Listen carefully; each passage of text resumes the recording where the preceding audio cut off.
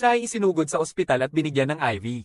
Paggising niya, natagpuan niya ang kanyang sarili sa isang kama sa ospital.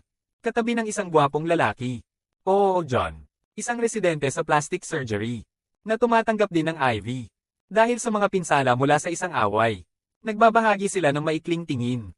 But doon biglang sinubukang tanggalin ang IV niya. Pinapakalma siya ni John. Pagpapaliwanag na siya ay isang doktor. At ligtas na aalisin ang IV.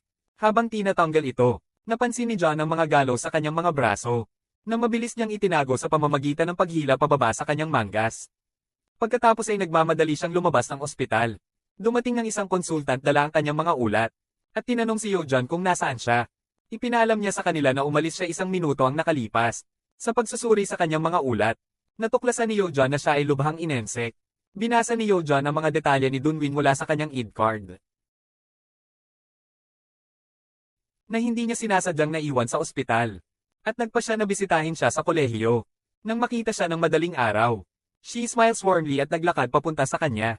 Dahilan para mamangha siya. Gayunpaman, ang kanyang sorpresa ay nauwi sa pagkabigo. When he realized na nakangiti talaga siya. At isa pang lalaki, Kim Soo-han. Sino ang anak ni Kim Jong? Ang girong labis na ng abuso kay Dono noong high school. Ang pagtatagpo na ito, markahan ng simula ng madaling araw na plano ng madre para sa paghihiganti. Samantala, si Yanjin ay gumugugol ng oras sa kanyang asawa Do-young. Gawin bata, binabanggit iyon. Narinig niya ang usapan ni na Hyejeon at Jotae. At isang bar. Kung saan nagchichismisan si Hydren sa nakaraan ni Yanjin. Kapag pinindot ni Yanjin ang mga detalye, Do-young iniiba ang usapan. Casual, binabanggit iyon. Sinabi lang ni Hyejeon na nakakuha siya ng mas mataas na marka kaysa sa kanya. Sa paaralan, malinaw na may tinatago si Do-young. Iniwan siyang nag-aalala sa kabila ng kanyang pag-aalala. Tinawanan niya ito at nagsimulang humitit ng sigarilyo. Ngunit kapag ang kanyang 8 taong gulang na anak na babae, umuwi si Hazel galing school. Mabilis na pinapatay ni Yanjin ang sigarilyo. Do-young buong pagmamahal na niyakap ang lebadura. At tinanong siya kung kumusta ang araw niya.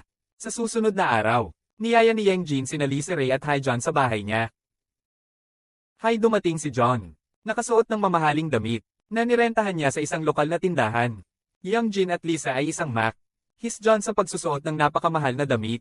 Sa kabila ng hindi pagiging mayaman. Malinaw nilang masasabi na ang damit ay inuupahan. Mababa ang tingin ni Yanjin kay Hyejeon. And warrants ay hindi kailanman magsalita tungkol sa kanya. Sa likod niya, iginiit na hindi niya dapat palitan. Kahit sa una ay nabalisa si John sa kanilang mapagkunwari na pananalita. Malapit na siyang gumaling. At nagsimulang mag-selfie sa inuupahang damit. Pag-post sa kanila sa social media. The same shifts na madaling araw. Lumabas sa library ng kolehiyo at pumasok sa parke. Kung saan hindi sinasadyang nabangga kanya John. Humihingi siya ng paumanhin sa pagsunod sa kanya. Ngunit ipinapaliwanag iyon. Nandyan siya para ibigay sa kanya ang medical report. Naiwan niya. Sa ospital. Sinabi niya sa kanya na siya ay malubhang anemic. At kailangang uminom ng gamot sa loob ng 6 na buwan. Sa kanilang pag-uusap, tinanong niya kung alam niya kung paano laruin ang laro. She admits na hindi niya alam. Ngunit ang express ay isang malakas na interes sa pag-aaral. Dahil gusto niyang maging isang dalubhasang strategist. Pumayag siya sa guro, at mukhang natutuwa, at ang pagkakataong makipag-ugnayan sa kanya. Regular, gayunpaman, iginigiit niya ang relasyon ng estudyante ng isang formal na guro. At sumasang-ayon siyang panatilihing propesyonal ang mga bagay. Habang lumilipas sa mga linggo, kailangan nila sa park tuwing gabi para maglaro.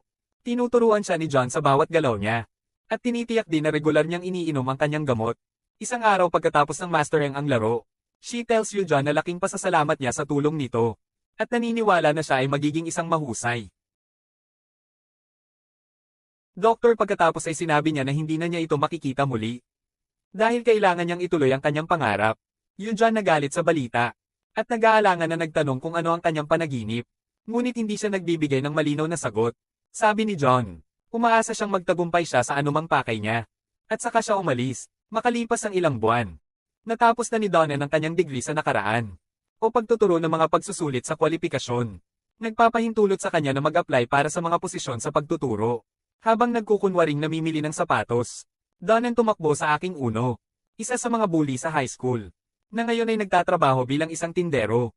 Nagulat ang uno ko nang makita siyang nanliligaw. Knowang kung gaano siya nagbago. Inihayag ni Donald na alam niya kung magkano. Naiinis siya kay Jaejon sa pagiging bossy niya. At ibinahagi ang kanyang plano.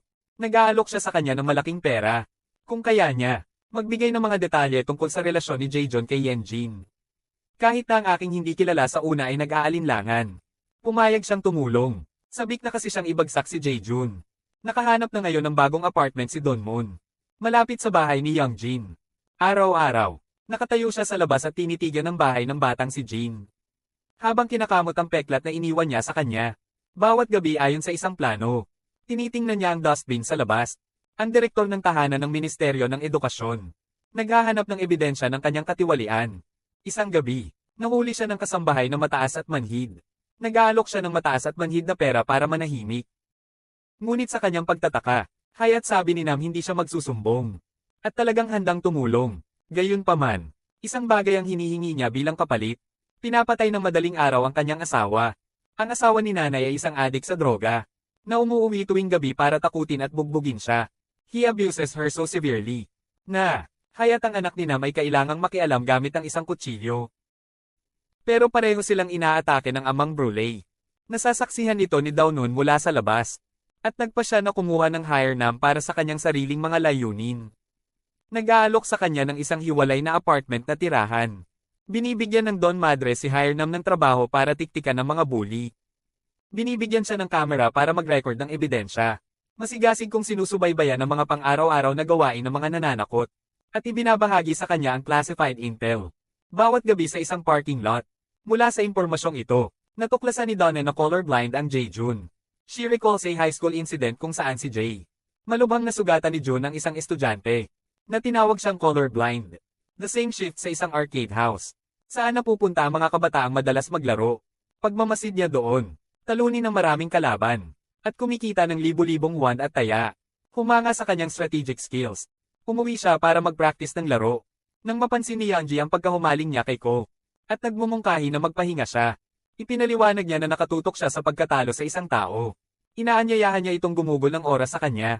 Buti na lang engrossed siya sa laro. Nabahagya niyang sinagot.